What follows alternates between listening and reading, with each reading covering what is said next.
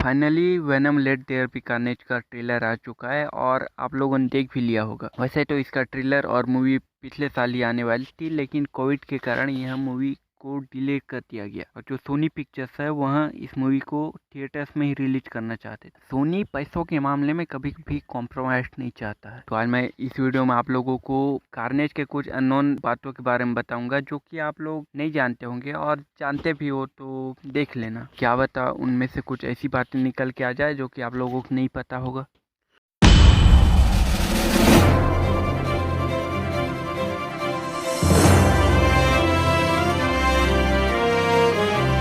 सबसे पहले हम कार्नेज की पावर्स की बात करें तो उसके पास है इनहेंस्ड सेंसेस स्ट्रेंथ। यहाँ तक कि स्पाइडरमैन और वेनम के पास इनहेंस सेंसेस है उनसे भी ज़्यादा।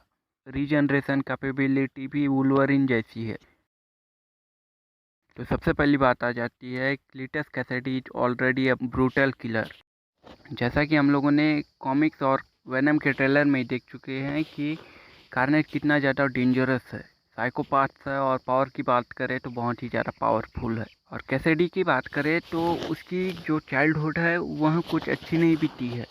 जो नॉर्मल चाइल्डहुड, जो आइडियल चाइल्डहुड होनी चाहिए तो वहाँ उसके साथ नहीं हुआ है। उसे बचपन से ही टॉर्चर किया गया है। उसकी जो लाइफ है वो ट्रबल से स्टार्टिंग हुई है, शुरुआत से, जिसके कारण क्या होता है कि वहाँ अपनी ग्रैंड मदर को ही मार देता है और उसे एक ऑर्फनेज स्कूल भेज दिया जाता है। वहाँ पर भी उसके साथ कोई उसकी अच्छी केयर नहीं होती। वहाँ पर भी उसके साथ टॉर्चर होता है, उसे हिट किया जाता है, जिसके आउटकम्स यहाँ आते हैं कि वहाँ अपने एडमिनिस्ट्रेटर को ही मार देता है और साथ में एक लड़की को भी मार देता है, जिससे कि वहाँ बहुत ही ज़्यादा पसंद करता था। उसने कई बार उसे पटाने की ट्राई की थी लेकिन वह नहीं पटती है, उसके कारण वह उसे मार देता है। He is the offspring of Adiprok symbiote. जैसा कि हमें कॉमिक से ही पता चल चुका है कि जो एडी ब्रॉक है और क्लीटस कैसिडी पहले एक ही प्रिजन में बंद थे। तो वहीं पर जो एडी ब्रॉक है वहाँ उसे बता देता है कि वही वेनम है। तब जो क्लीटस कैसिडी क्या करता है कि एक बार उसे मारने की कोशिश करता है एडी ब्रॉक को, पर जो उसके अंदर का जो वेनम रहता है वह उसे बचा लेता है। पर वहीं पर वेनम का एक छोटा टुकड़ा वहीं पर रह जाता है, जिसको भी तो एक होस्ट चाहिए, और वहाँ क्लीटस कैसिडी के साथ मर्ज हो जाता है और बनता है Carnage. Cassidy and the symbiotes are same. यह बहुत ही ज़्यादा इंटरेस्टिंग बात है कि वहाँ एक ही है, दो दिल एक जान है। और इसके कारण है कि जब कैसिडी के अंदर कार्नेज कैसिडी के हाथ में एक घाव हो जा रहा था, जिसके द्वारा जो सिम्बियोट रहता है वहाँ कैसिडी के अंदर जाता है। जब कार्नेज उसके अंदर जाता रहता है तो उससे वहाँ बहुत ही ज़्यादा छोटा होता है और वहाँ जो कैसिडी के ब्लड में जाके मिल जाता है और उसके ब्लड को कंज्यूम करता है, उसको ब्लड को फीड करता है और वहाँ आगे जाके कार्नेज बनता है। इस तरह से उन दोनों के बीच में काफ़ी अच्छी बॉन्डिंग हो जाती है। एडी और वेनम के जैसे नहीं, जहाँ पर कि एडी और वेनम एक दूसरे को बस झेल ही रहे हैं। जहाँ पर कि जो एडी ब्रॉक रहता है वह हमेशा डिस्करेज करता है किसी भी लाइन को पार करने में, जैसे कि किसी भी आदमी को मारने में। हम लोगों ने ट्रेलर में देखा कि वहाँ अपने वॉल में एक रूल बना के रखा है, नो किलिंग पीपल करके। पर जहाँ पर कार्नेज और जो क्लीटस कैसिडी का माइंडसेट है, उनकी जो टेंडेंसी है वह आदमियों को मारना, जो कि उन्हें परफेक्ट मैच बनाते हैं एक सोशियोपैथ का। Name carnage was third choice.